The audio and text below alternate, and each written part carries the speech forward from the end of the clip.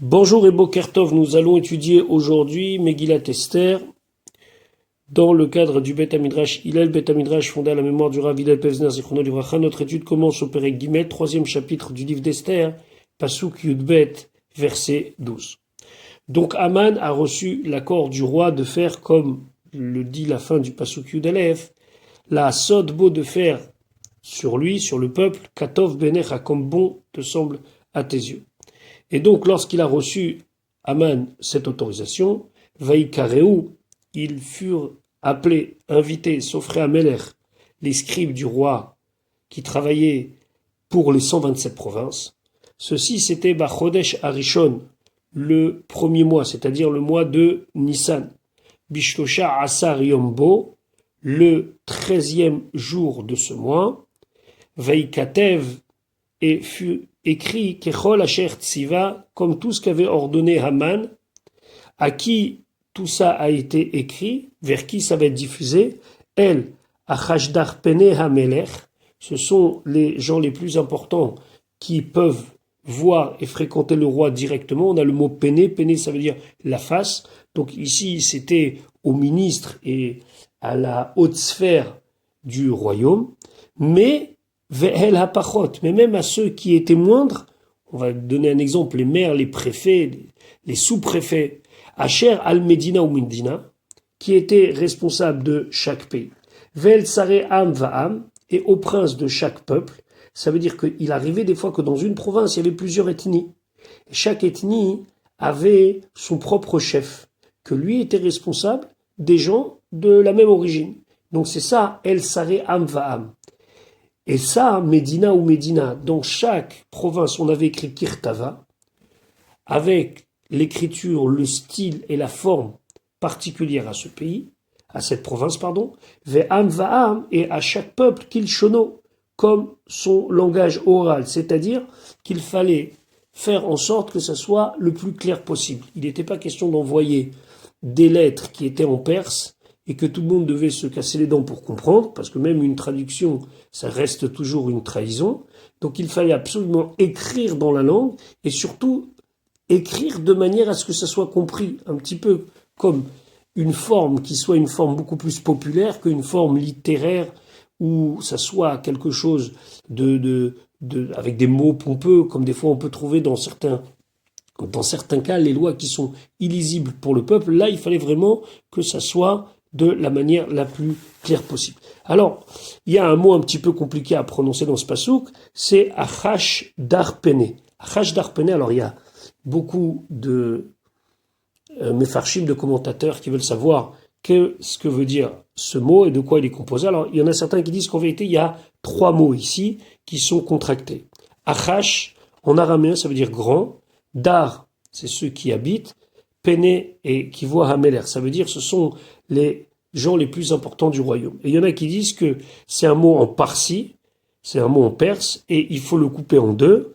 Il y a Achashdar, Achashdar ça veut dire un grand prince, Pene Hameler, c'est ceux qui voient le roi. C'est le même sens, c'est juste que comment, au niveau de l'étymologie du mot, on coupe ce mot. En tout cas, ça veut dire que ça a été diffusé du plus grand au plus petit responsable du pays. Yud Gimel, Venishloar Sefarim, que soit envoyé, donc on va traduire des livres, mais c'est pas vraiment des livres, c'est des missives, Beyad Haratsim, dans la main des coureurs, ça veut dire de tous ceux qui étaient chargés d'envoyer, aujourd'hui on dirait des coursiers. On verra que lorsque Mordechai, au moment du retournement de situation, il va lui aussi devoir diffuser ses propres ordres, ce sera avec des gens qui sont à cheval, et les Mefarshim disent que l'urgence était moins importante ici, donc c'était simplement des coursiers. Alors, faut pas avoir les coursiers dans le sens moderne. C'est des gens qui pouvaient employer n'importe quel moyen, mais particulièrement à pied pour amener ce qu'ils ont amené. Et donc, ici, il a du temps, puisque la Xéra n'aura lieu que 11 mois après. Donc, Venishlar Sefarim Beyadaratsim, il y a des gens à pied, des coureurs à pied, El Kol Medinot Hameler, qui vont aller dans toutes les régions du roi. Et là, les Hashmid, pour détruire, la harog pour tuer, ou les abed et pour faire perdre, disparaître. Et kol Yehudim, tous les Yehudim, minahar ve'ad zaken, du plus jeune jusqu'au plus vieux, taf, l'enfant, venashim et les femmes, beyom echad, en un seul jour.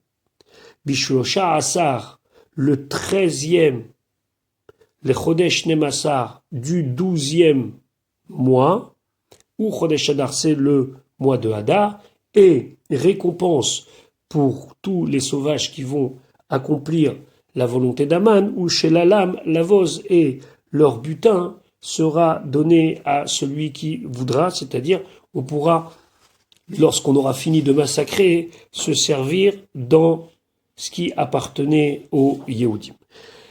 D'abord, ce 13 Nissan est un jour très particulier. Pourquoi c'est un jour très particulier? Parce que Achashverosh a vu que c'était un jour sans mérite. Dans le mois de Nissan, c'est bien connu que tout le mois, on ne dit pas les tachanonim, on ne dit pas les supplications. Pourquoi? Parce qu'en 2449, après la création du monde, environ un an après la sortie d'Égypte, on a intronisé le Mishkan, c'est-à-dire le tabernacle. Et donc, pendant les 12 premiers jours, c'était des jours de fête, puisque chaque nassi, chaque prince de tribu, amenait une offrande. On a jusqu'à aujourd'hui l'habitude, tous les jours du mois de Nissan, du Rosh Chodesh au 12, de lire le morceau de la Torah qui concerne cela. On le lit dans le Sidon pour la majorité des communautés. C'est ce qu'on appelle Parashat Anissim. Il est dans Parashat Nasso. Parashat Anissim, donc c'est ce qui nous relate les 12 premiers jours du mois de Nissan 2449, qui jusqu'à aujourd'hui est marqué comme un jour de fête, entre guillemets, puisqu'on ne dit pas les tachanonim, on ne dit pas les supplications. Après le 14 Nissan, c'est la veille de Pessah, c'était le jour où on faisait le Korban Pessah, le sacrifice pascal.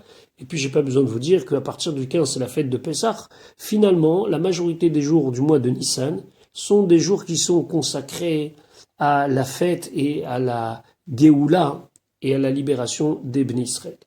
Et parmi tous ces jours, il y a un jour qui est neutre, c'est le 13 Nissan. C'est la fin des Nessim, il n'y a plus d'offrande des princes, c'est pas encore Pessah, et puis de toute façon la fin du mois, elle est considérée comme Yisrochag, et donc pour Aman, ce 13 Nissan était un jour très propice, c'est pour ça que le même jour, il a tout fait. Il a convaincu Achashverosh, il a fait signer tous les décrets, et il a envoyé les décrets pour que tout le monde soit prêt pour l'année suivante. Rashi Yudimel Venishloar Sefarim, Veyu Nishlachim Sefarim, que les Sefarim soient envoyés, c'est un ifal. Veu Migzerat Im Nilcham Nilcham, Aniglo Nigleti, Nidmo Nidmeti, c'est la forme du nifal, c'est ce qui explique le nun au début du Shoresh, puisque le Shoresh ici c'est Shin Lametret, Venishloar, c'est un ifal. Il y a ici des petites règles grammaticales qu'on pourrait développer, mais c'est pas ici dans le cadre de notre cours. Bishlosha asa le chodesh nemasa. Alors, ici, Rashi précise, Beyom, le jour, Shlosha asa, le 13e jour, les auto chodesh de ce mois-là, chez Yud Bet le chodesh Hashana, que c'est le 12e mois des mois de l'année, donc le mois de Hadar.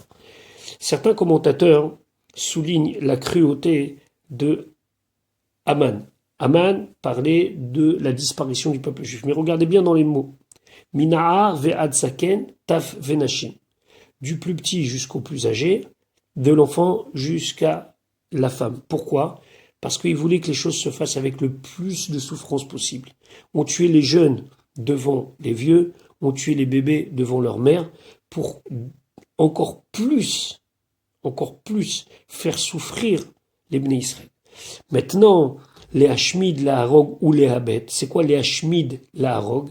Alors, ici, beaucoup expliquent qu'il y a eu deux Xérot, il y a eu deux décrets. D'abord, les Hashmid. Les Hashmid, c'est couper les Bnei Israël de leur oxygène. C'est quoi l'oxygène? C'est Torah ou Mitzvot. Et donc, d'après certains, il y a eu d'abord une Xéra, il y a eu d'abord un décret spirituel. La Gemara, elle dit dans Masechet Megillah qu'il a interdit d'étudier la Torah, de mettre Tefillin, etc., etc. Et ça, c'était immédiat. Et attendre le 13 Hadar de l'an suivant, la Harog pour tuer et faire disparaître les Bnei Israël. Alors pourquoi c'est important pour lui de les hachmid, les harog, de tuer spirituellement et après tuer matériellement, parce qu'il a eu peur que si on les laisse pratiquer, ils auront encore des srouillottes, ils auront encore des mérites, et donc il ne pourra pas arriver à ses fins. Donc les hachmid, la harog. D'abord, leur interdire immédiatement la pratique, pour pouvoir arriver la harog de les tuer. Ou les abed et kol hayehudim.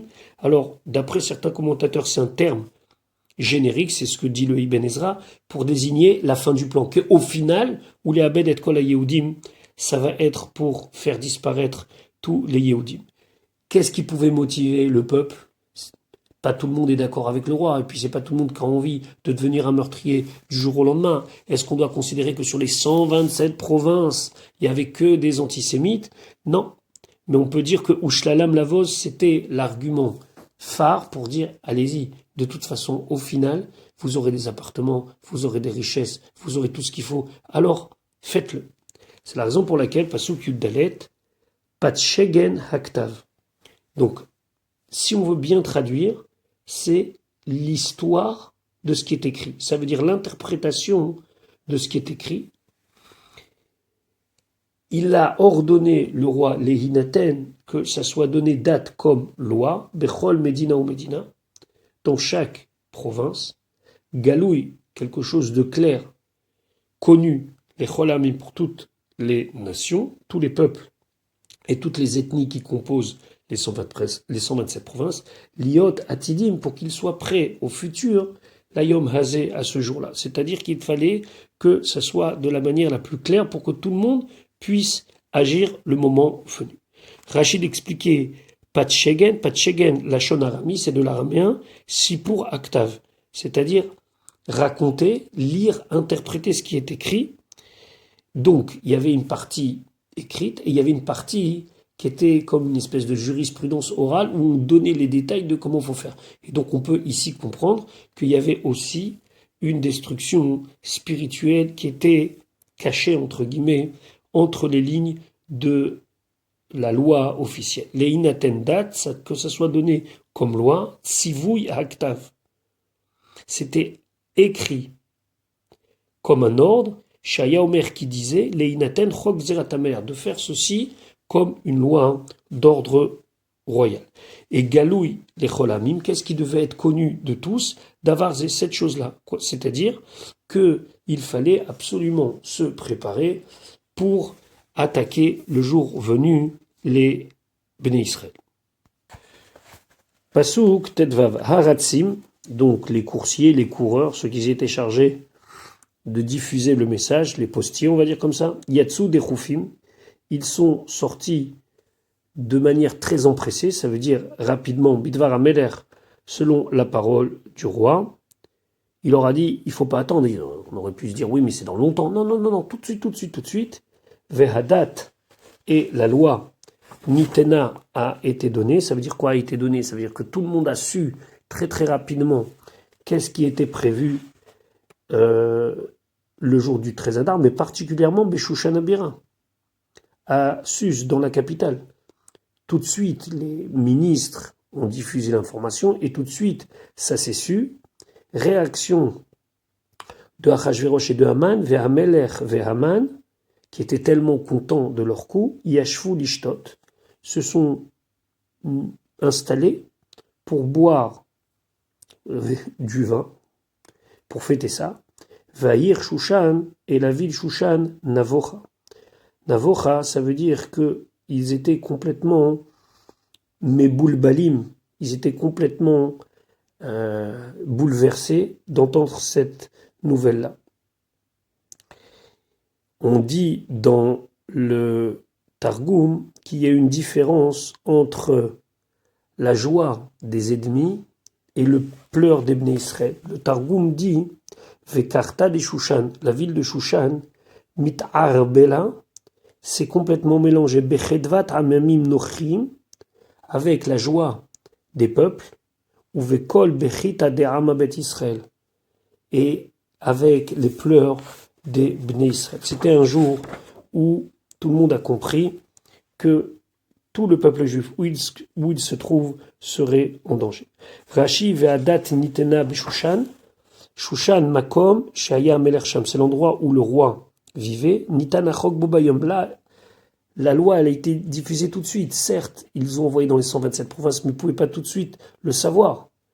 Et le jour même du 13 Nissan, ça c'est su, liot atidim leyom shlosha asar lechodesh Adar, d'être prêt pour le 13e jour du mois de Hadar. L'écart, c'est pour cela, ve'ahir Shushan navocha, la ville de Shushan était navocha, qui dans la ville de Shushan était triste, ha-Yehudim sheba, les Yehudim qui vivaient dans cette ville. Il est important de souligner que ce que nous avons dit concernant ve'ahir Shushan navocha, le Targum dit qu'il y avait d'un côté des cris de joie et d'un côté des pleurs.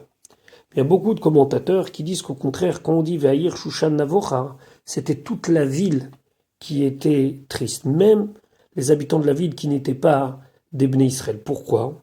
Parce que ici, il y avait deux problèmes.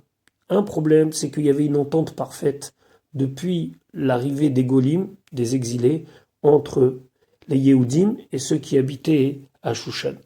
Mordechai était quelqu'un de très connu, c'était pas juste un juif de cour, c'était vraiment quelqu'un qui était considéré comme un sage. D'autre part, on comprend bien que lorsqu'un tyran décide de tuer un peuple dans 127 provinces, aujourd'hui c'est les Yehudim, demain ça peut être n'importe quel autre peuple. Donc pour eux, c'est source d'inquiétude de se dire qu'on a à notre tête un fou qui est capable, du jour au lendemain, vraiment même le jour même, de décider la destruction de tout un peuple. Donc tout le monde était bouleversé par cette nouvelle, et tout le monde était inquiet par cette nouvelle. Mais il semblerait que pour Aman et Achashverosh, ça ne pose aucun problème. Maintenant, c'est très bizarre que la Megillah nous raconte qu'ils se sont enfermés pour boire. Alors, certains commentateurs disent que c'est Aman qui a manipulé Achashverosh en lui disant « Viens, on va fêter ça pour pouvoir finir la Xéra ». Pourquoi ? Parce que Aman, il avait toujours peur qu'il y ait peut-être un conseiller, quelqu'un de lui dire « Non, mais vous êtes fous, c'est pas normal ce que vous avez fait ». Le fait qu'ils sont rentrés dans une pièce annexe, tous les deux seuls, pour pouvoir boire ensemble et se réjouir ensemble, ça permettait aussi à Aman de bloquer l'accès à n'importe qui. Personne ne pouvait venir changer la décision du roi. Maintenant, en vérité, d'autres commentateurs disent que signer un arrêt aussi froid de tuer des centaines de milliers de personnes, ça ne devait pas être si facile. Alors le Maharal, il dit que, étant donné qu'un homme normal, sa nature, c'est d'avoir de la peine lorsqu'il fait lorsqu'il prend une telle décision, alors peut-être qu'ils ont bu pour un petit peu se détendre après des moments si difficiles d'une prise de décision. C'est pas qu'ils ont eu des regrets, mais c'est la nature humaine qu'au bout d'un moment, on vit tellement des décisions difficiles qu'on a besoin un petit peu de se détendre, et c'est ce qu'ils ont fait avec l'alcool. Voilà pour aujourd'hui, je vous souhaite une bonne journée, Bezrat Hashem, on se retrouve demain pour la suite de la Megillah.